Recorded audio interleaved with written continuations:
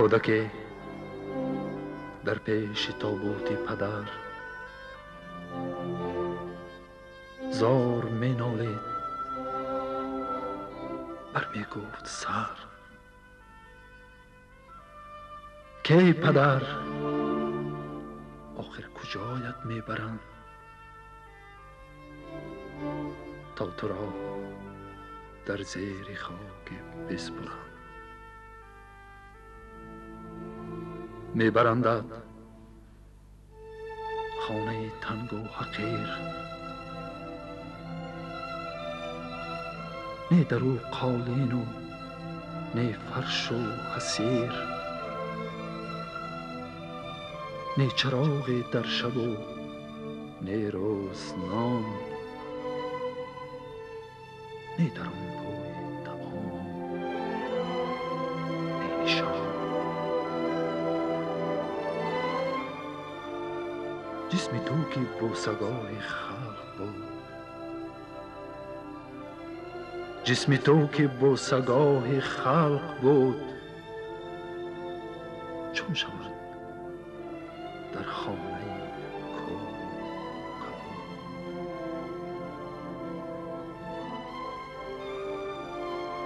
نمازی شب غریبی رو به من کرد،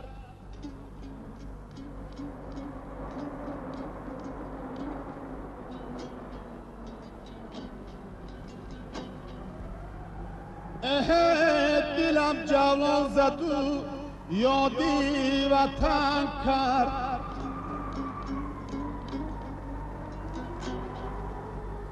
اینم میدانم پدر بود یا کی مادری، سلامت باشد هر کس یادی من کرد.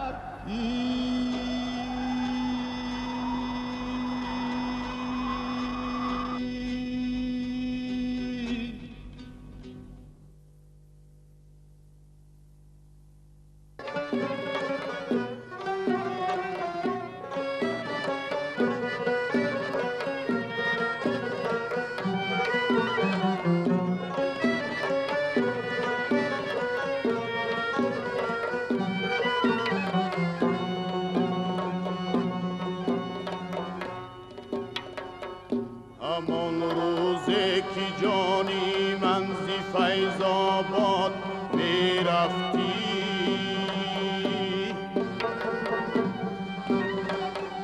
تماما داده تو جانی من بر باد می رفتی. همان روزی که جانی من زی فیض آباد می رفتی،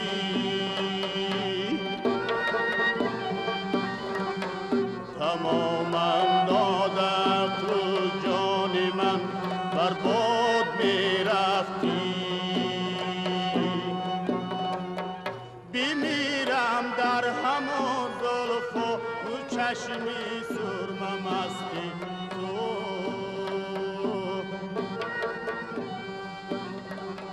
که من در چشم تو چو سرمه ها به یاد می رفتی. بمیرم در همان زلف و نو چشمی سرمه مستی تو،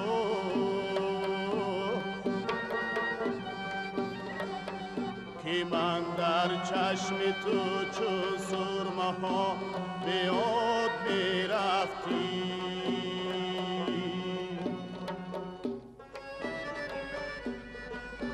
میشنوید آواز دوستمراد هستیم که چون آبهای مصفای چشم ساران دیارش صاف و بی‌غبار صدا می دهد. من اینجا چون سری مویی در آتش مانده می پیچم،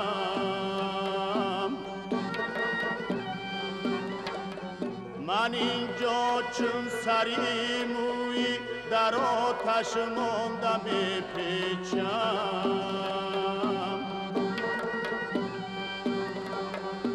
نگهبان باد سروی قامتت آزاد میرفتی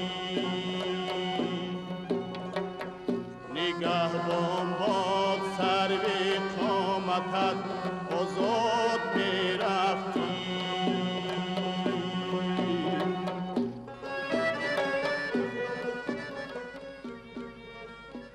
فیض‌آباد.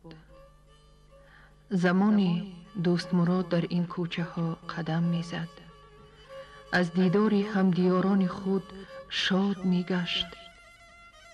از بادهای پرفیض آن روح می گرفت. تئاتر خلقی ناحیه آن بی محابا خانه دوم دوستمراد گشته بود. تا دم آخرین عمرش او در اینجا کار می کرد و از این صحنه و مخلصانش سرودهای تر و تازه می سرود. سرودهای سرشار مهر دیار، سرودهای سرشار مهر یار، سرودهای عاشقانه.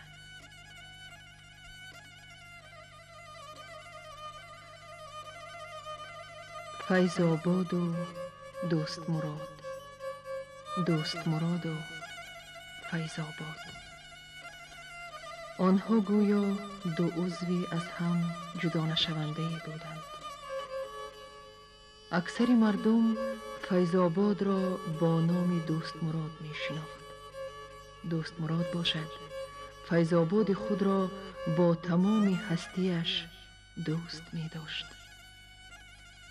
کافی است یاد آریم که در واپسین دم عمرش او آب چشم ساران دیارش را آرزو کرد و چند قطره آب چشمه مهجان آخرین غذای جسمش گردید.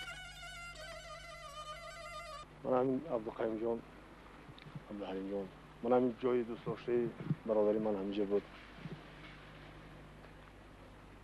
سر چند مدت بارها آمده در اینجا میشتیم با مهمانان و هر دفعه با سر این چشمه آمده از آب این می نوشید.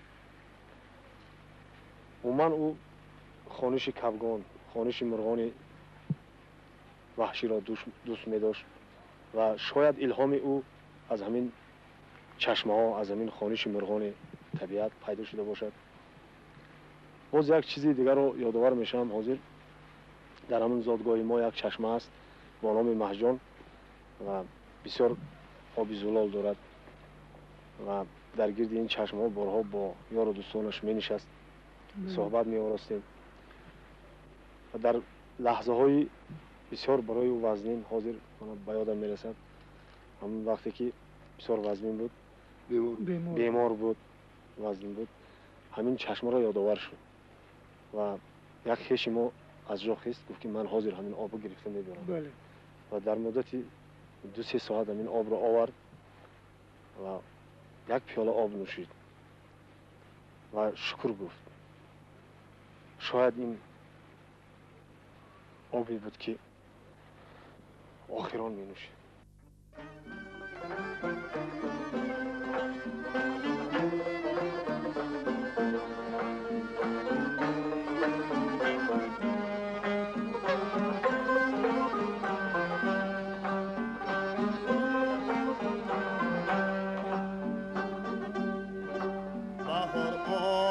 گلستان مشک بار است،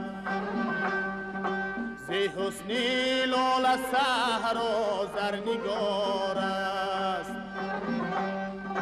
زی حسنی لال صحرا زرنگار است.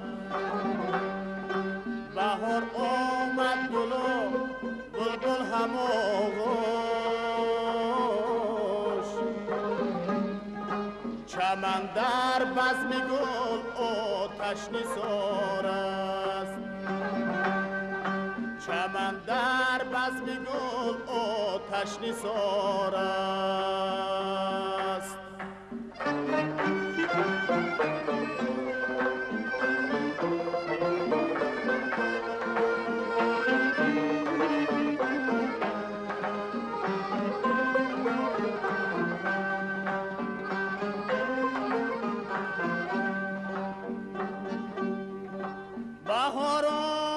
بهار آمد شیرین جان ایامی کشت و کار آمد شیرین جان بیا یار جان رویم سیر شکوفه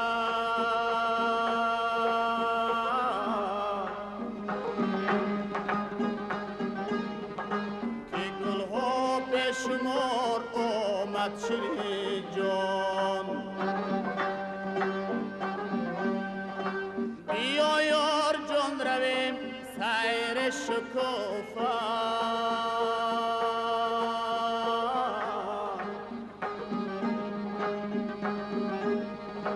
که گلها به شمار آمد شیرین جان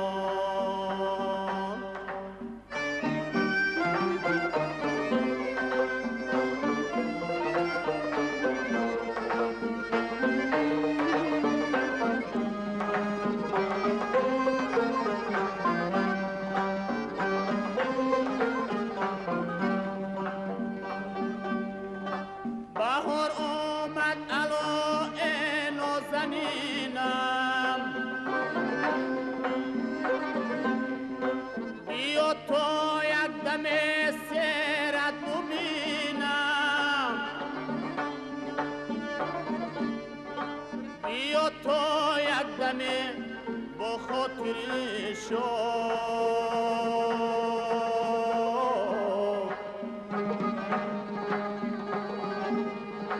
زیروی لاله زارت گل بچینم بیا تا یک دمه با خاطری شاد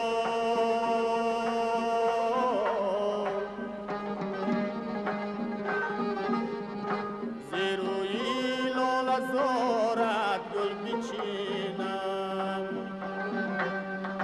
زیروی لاله زارت گل بچینم.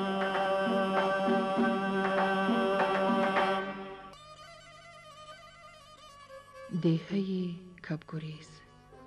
در همین دیهه دوستمراد به دنیا آمد، در همین جا کمال یافت و به وای رسید. در همین دیهه بار نخست صدای تار دوستمراد و آواز شیردارش به فضا طنین انداخت و از همین دیهه سرودهای او به دوریهای دور پرواز کرد. مردم در توی و تماشاها، در کنسرت و جشنامه ها، در محفل و شبنشینی ها از سرودهای دلاشوبش لذت می بردند، به خروش می آمدند، به رقص می در آمدند.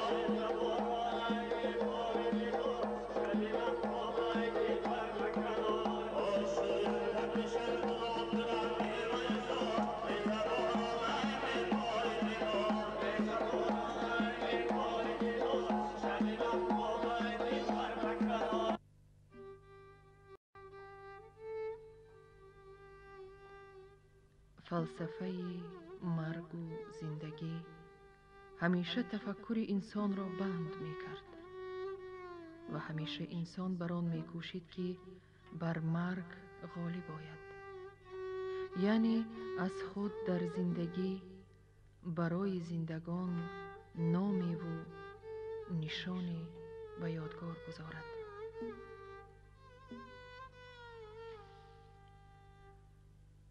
گلها بخشنده خوشبختی، خرسندی و طبع خوش و بالیده حالی اند آنها.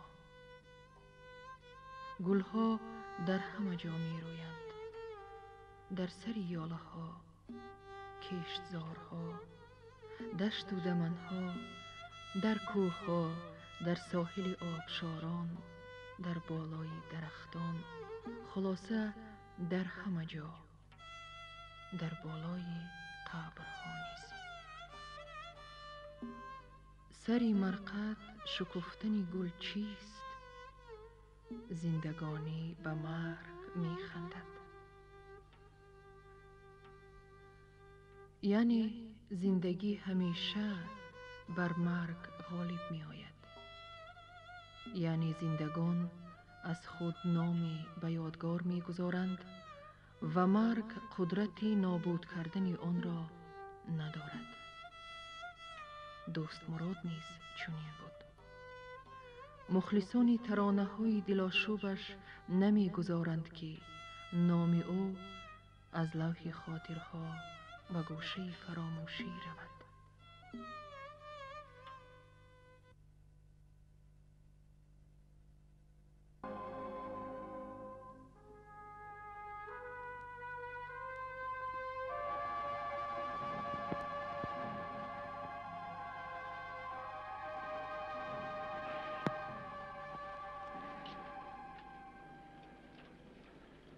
گرچند از وفات فرزند برومند خلق تاجیک، حافظ مردمی تاجیکستان، یکی از سرایندگان نمایان و پر استعداد، بسیار آواز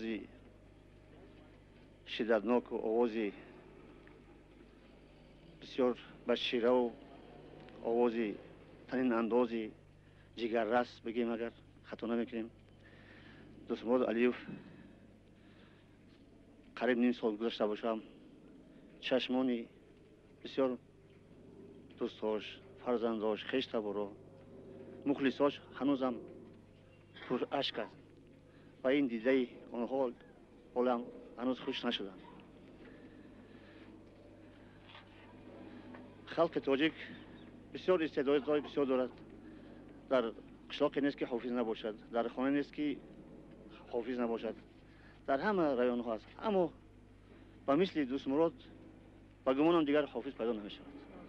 از رفتن این دوستمراد نه فقط فیض آباد کمبغل شد، خلق تاجیک کمبغل شد، ریسپوبلیک تاجیکستان کمبغل شد.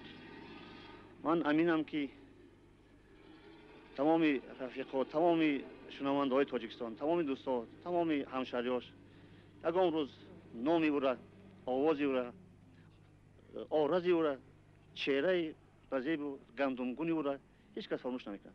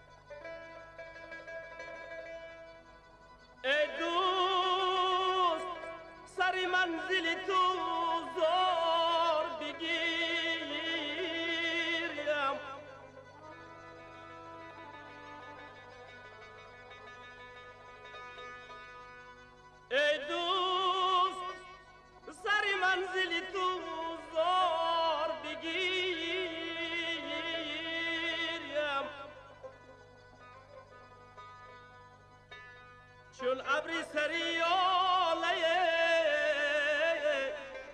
بسیار بگیر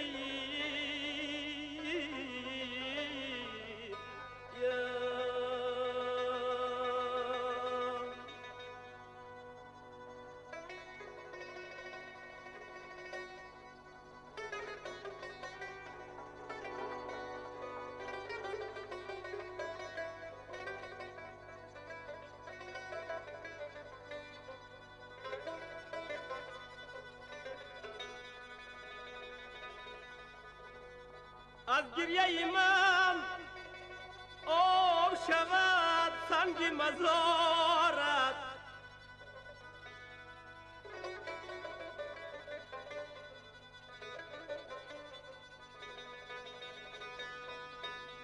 از گریه من آب شود سنگ مزارت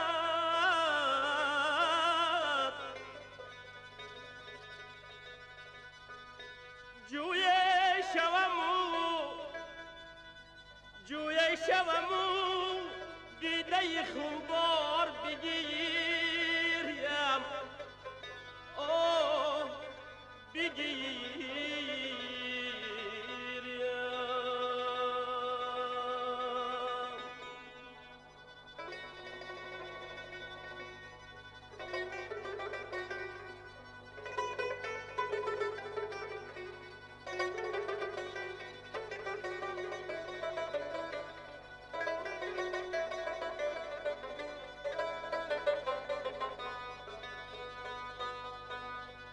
گر دست اجل تاری تو از دست جدا کرد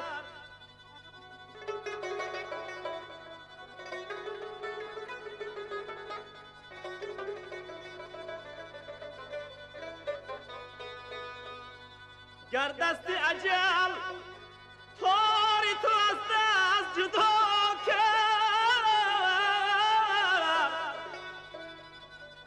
تاری تو به دست گیرم و با تار بگیریم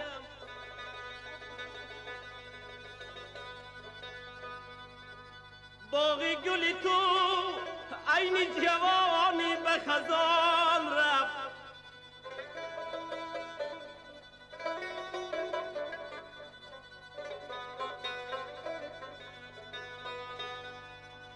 باغی گلی تو عین جوانی به خزان رفت در روزی خزان بار و خزان بار بگیریم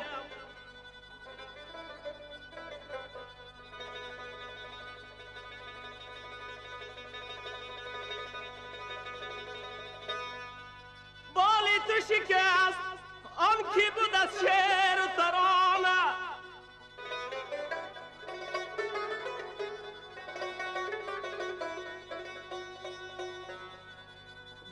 تو شکست آن که بود از شعر و ترانه وای بر حالی و خوابی سر کهسار بگیریم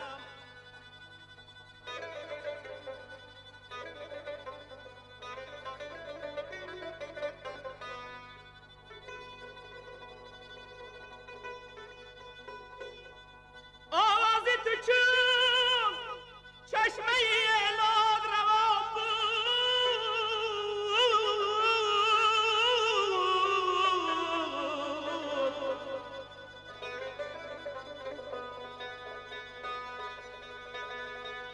آوازی تو چون چشمه الهی روان بود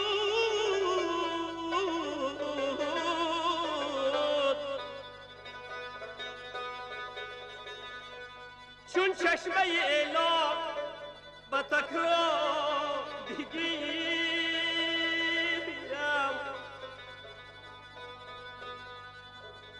آه آه چون چشمه الهی به تکرار بگیرم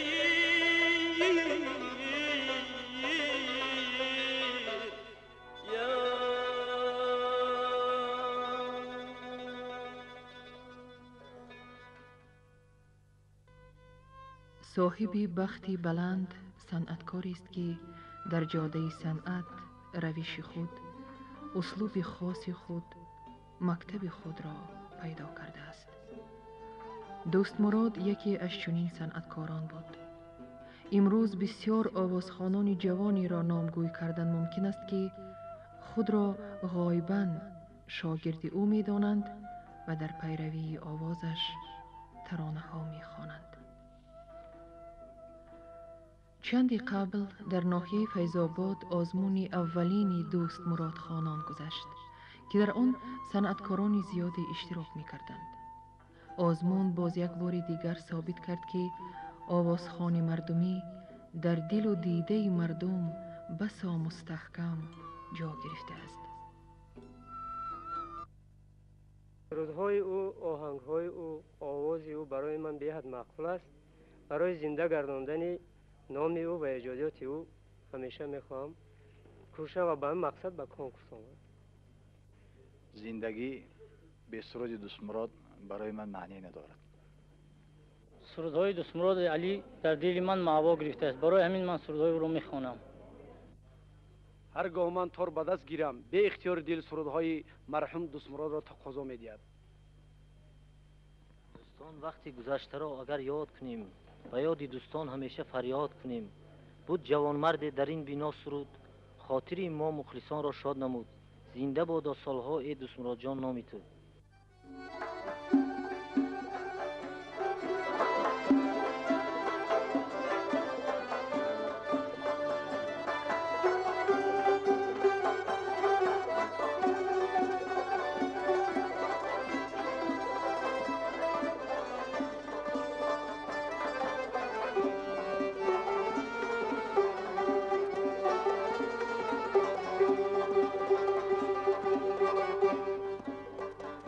هستی آرزوی مشکلی من، تو در اندیشه های مایلی من، تو هستی آرزوی مشکلی من، تو در اندیشه های مایلی من. برای زندگی جاودانه، برای زندگی جاودانه، تو را باید نگه دارد دلی من، تو را باید نگه دارد دلی من.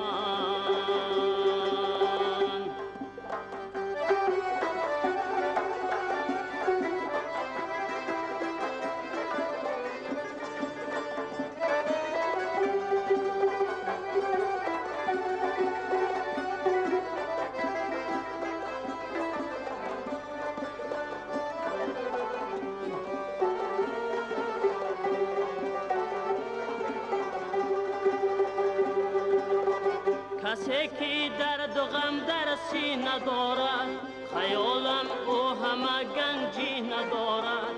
کسی که درد و غم در سینه دارد، خیالم او همه گنجی ندارد. غم و دردی تو باشد حاصلی من، تو را باید نگه دارد دلی من.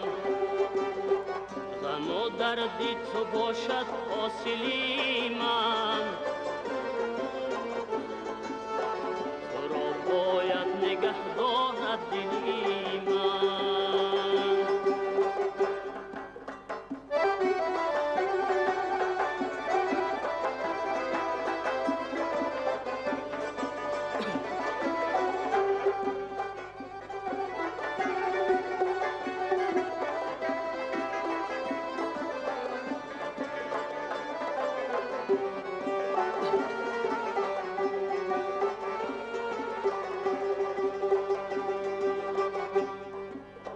چو دریای روان زندگانی،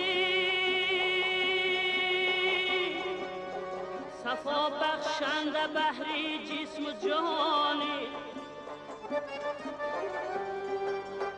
چو دریای روانی زندگانی صفا بخشنده بحری جسم و جانی نباشی تو نباشد ساحلی من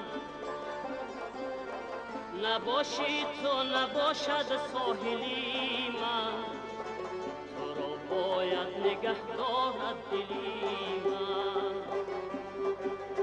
تو را باید نگه دارد دلی من تو را باید نگه دارد دلی من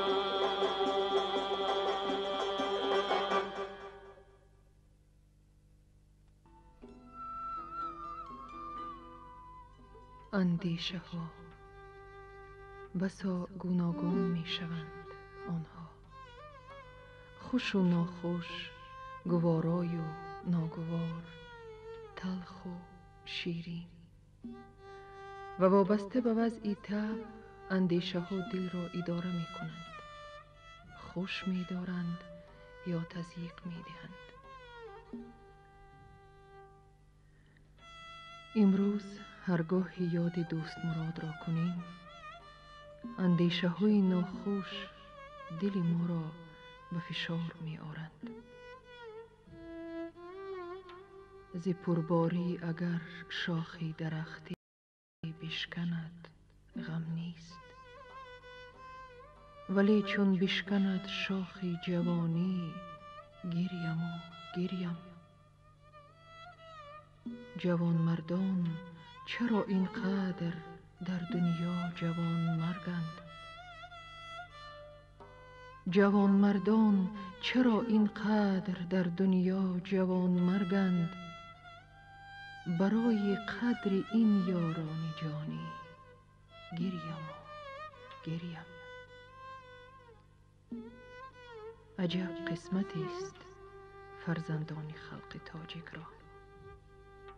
محمود جان، مقدس، استای مستا، سعید همراه و اینک دوستمراد. 100 دریغ که هر یکی خیلی جوان از عالم گذشتند. چه ترانه های ناسروده ماند، چه نقش های ناآفریده ماند، چه صوت های دلنوازی که در فضای دیار تنین انداز نگردیده ماند. و هرگاهی که آنها را یادآور می شویم دل از شور و عصیان به داد می آید که آخر چرا چنین است؟ به پیری می رسد خاری بیابان، ولی گل چون جوان گردد بمیرد.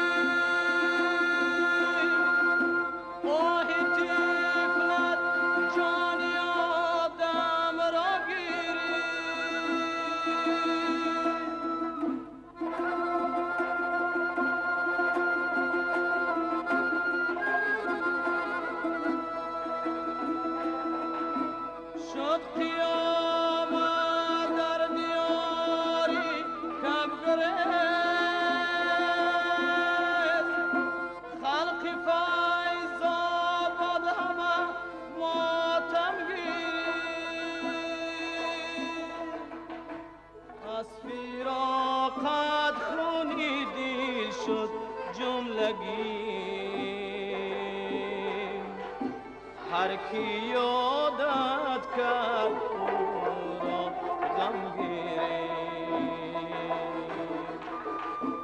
یا علی یا مراد یا علی دӯستمурод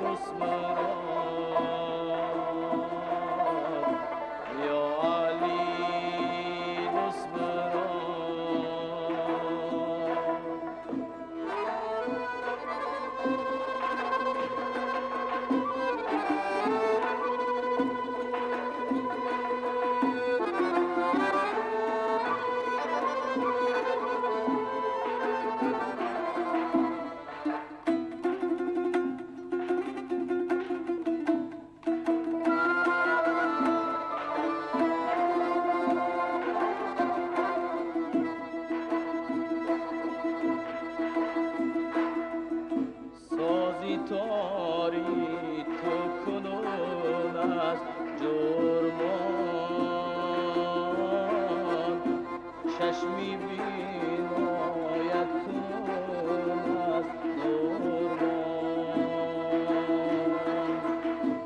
بهره نابرد از مهر پدر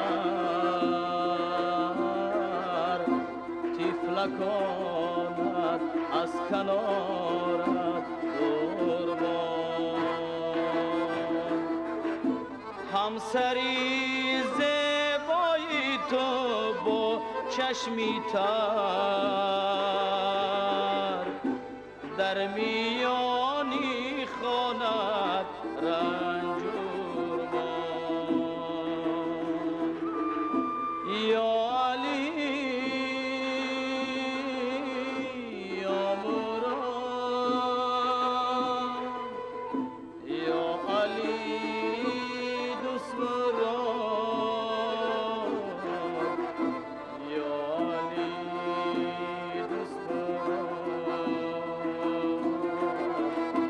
یا علی دӯستمурод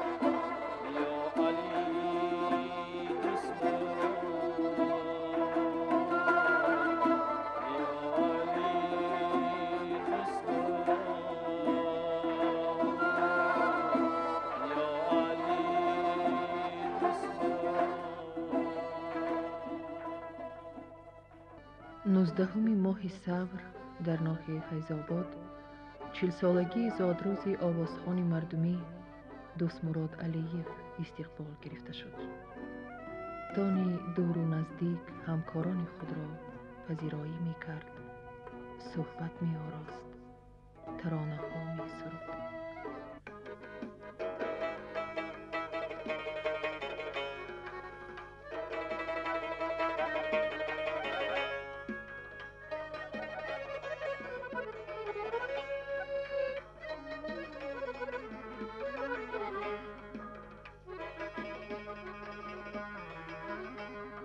نمی آیی به بالینم، نمی گیری خبر از من، نمی آیی به بالینم، نمی گیری خبر از من. الهی دل به رحمه دهی گردی بتر از من. الهی دل به رحمه دهی گردی بتر از من.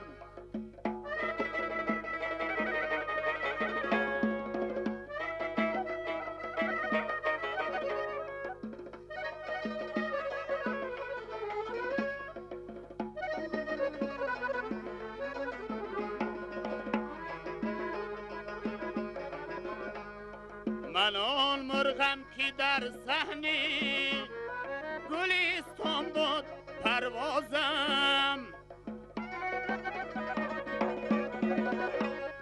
من آن مرغم که در صحنی گلستان بود پروازم. تمنای وصالت ریخت آخر بال و پر از من. تمنای وصالت ریخت آخر بال و پر از من.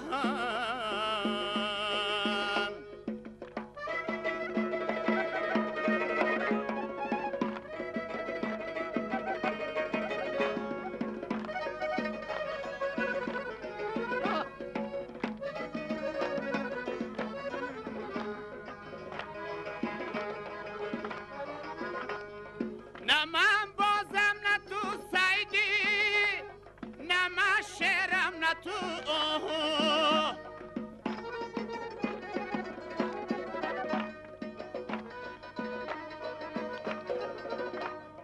نه من بازم نه تو سیدی، نه من شعرم نه تو آهو. چرا به مروت می گره زین قدر از من. چرا به مروت می گره زین قدر از من. نمی آیی به بالینم، نمی گیری خبر از من. نمی آیی به بالینم، نمی گیری خبر از من. الهی دل به رحمه دهی گردی بتر از من. الهی دل به رحمه دهی گردی بتر از من. الهی دل به رحمه دهی گردی بتر از من. دهی گردی بتر از من. دهی گردی بتر از من.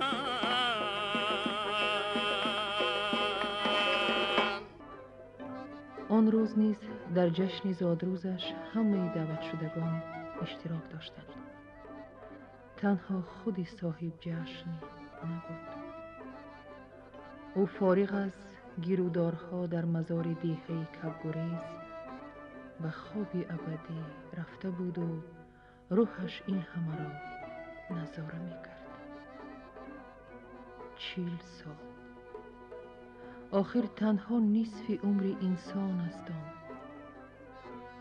ولی چه بی‌عدالتی است که دۆستمورод بر این صنعتکاری پسندیده مردم حتی نصف عمر خیش را به پررگی ندیده گرفتار تیری اجل شد.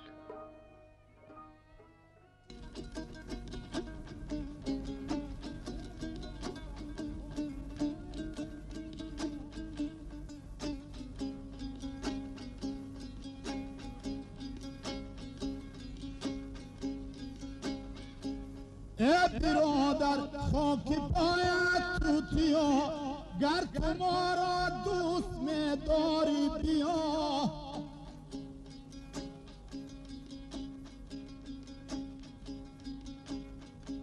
اعتقادی ما و تو در زندگی بعدی مردن خوابیایی خانه یا بعدی مردن خوابیایی خانه یا یاری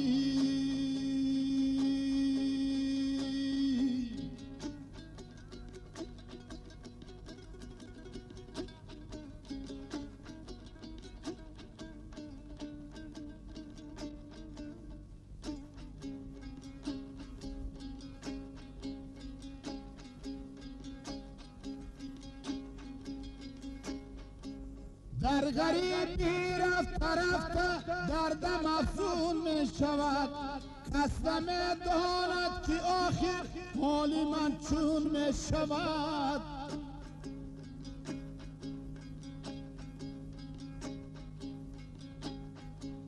در سرم غمهای عالم چرخی گردون می شود حیفی نامی عزیزم از جهان گم شود. نی یاران و برادران، پیروان و مخلصان، فرزندان و همه آنهایی که دوستمراد را یاد دارند نمیگذارند که نامش از لوح خاطرها گم شود. من دختر دوستمراد. نام تو چیست؟ نام من جهان. نام تو؟ نام من زرینه. تو دختری که میشی؟ دختر نام چیه؟ ستاره. دادت نظم دیدی؟ نظم دیدی؟ بسیار با فکرم خود دختر کلانی دوستمراد میشی. نام چی است؟ نام من پروینه. در باره پدرت چی خاطره ها داری؟ خاطره ها بسیار است ولی من کدام یک تا این رو گویم؟ یکی از آنهایی که در خاطر تو همیشه در پیش نظرت است. پدرم در بیمارخانه بودند، آنها مکتوب نوشتند و من رو نصیحت کرده خواهرکات نگاه کن گفت، لباسای گرم پوشان گفت، خانه تون نگاه کن گفت، بعد آخران گفت که من شما رو خدا به میسپارم.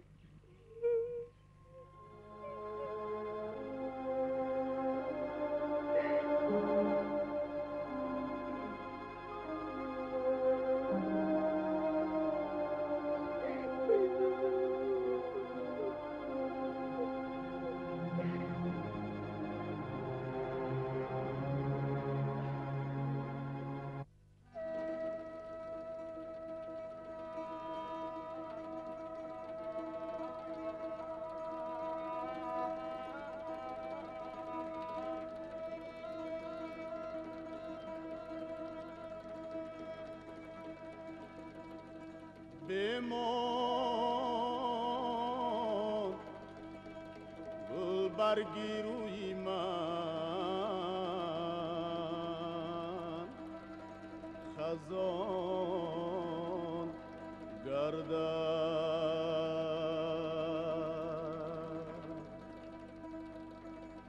تو عمره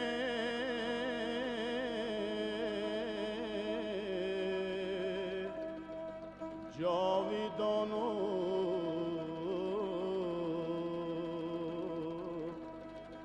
به خزان باشی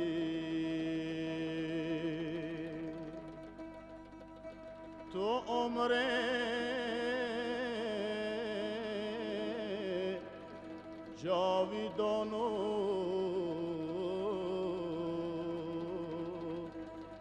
به خزان باشی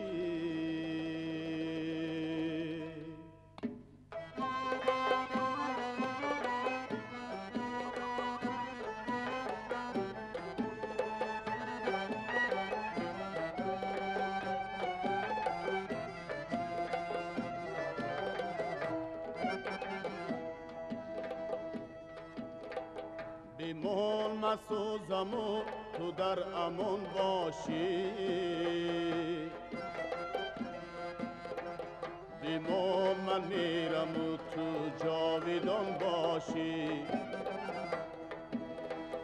بمان مسوزم و تو در امان باشی بمان من میرم و تو جاویدان باشی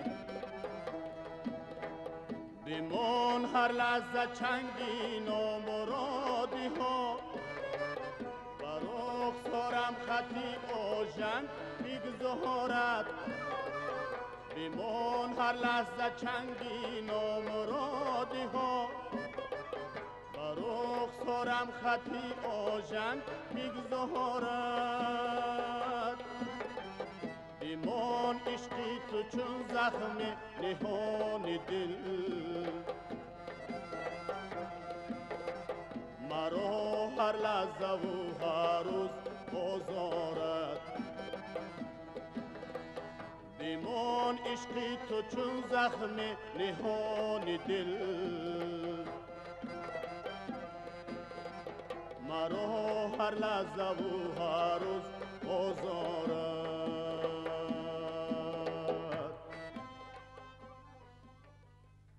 در همه چرابینی‌هایی که بخشیده به جشنواره دوستمراد علی می‌گذرد من شما را می‌بینم و فکرم شما از دوستان جانی او هستید و این همه خدمت‌های شماست.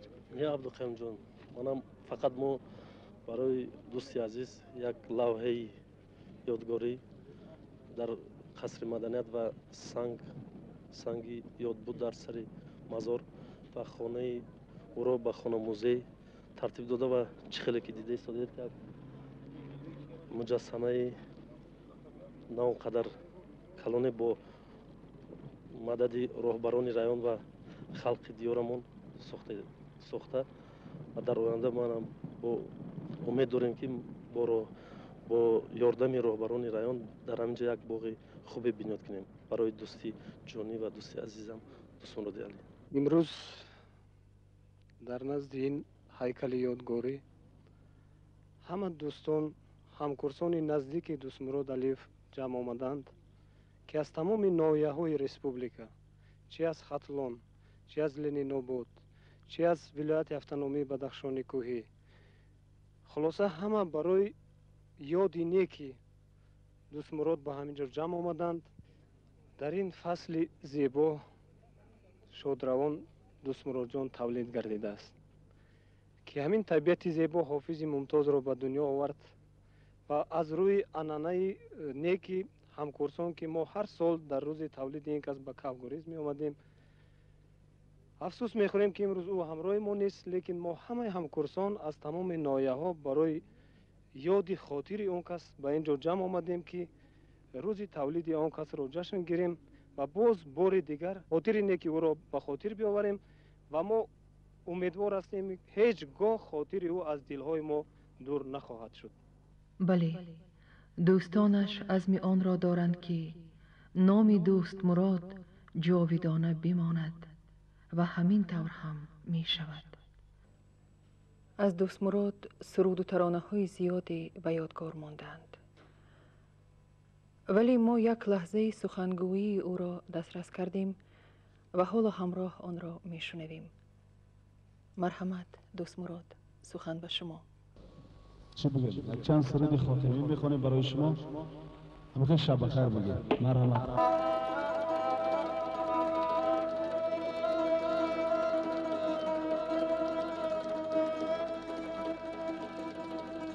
بمان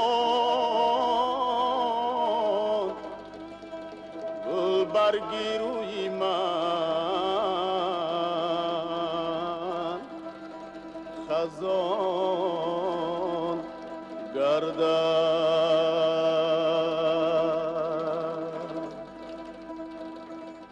تو عمره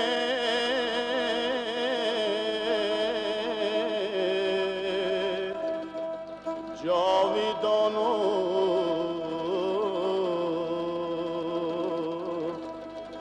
به خزان باشی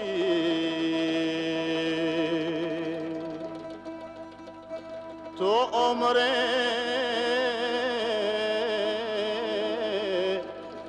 جاویدانو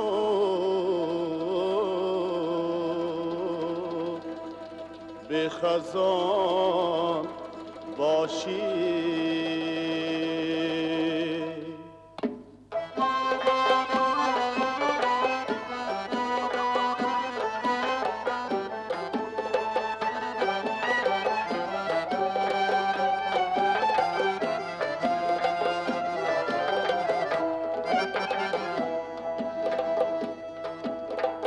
بیمان مسوزم و تو در امان باشی، بیمان من میرم و تو جاویدان باشی. بیمان مسوزم و تو در امان باشی، بیمان من میرم و تو جاویدان باشی. بیمان هر لحظه چنگین و مرادی ها، بر رخسارم خطی آژن میگذارد. بیمان هر لحظه چنگین و مرادی ها، بر رخسارم خطی آژن میگذارد. بیمان عشقی تو چون زخم نهان دل، مرا هر لحظه و هر روز آزارد. بیمان عشقی تو چون زخم نهان دل، مرا هر لحظه و هر روز آزارد.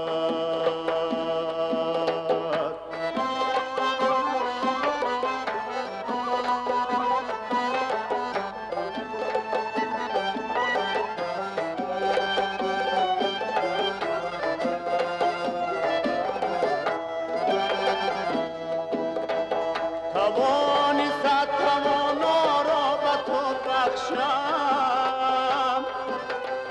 بیفت من اگر تو ناتوان باشی.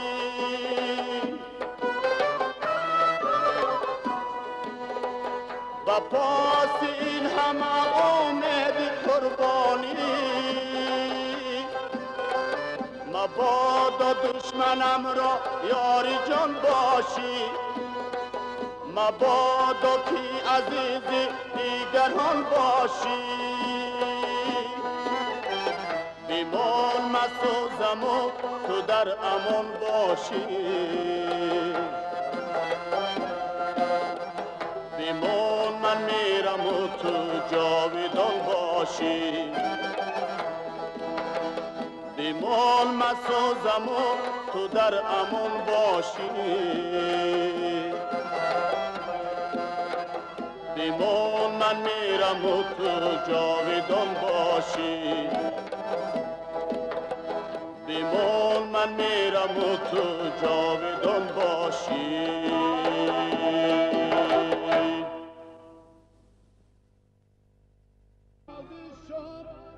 غریبی رو به من کرد،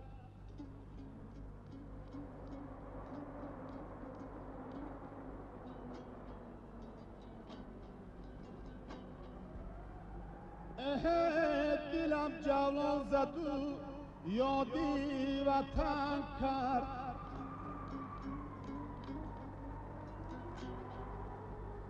اینم میدانم پدر بود یا کی مادری.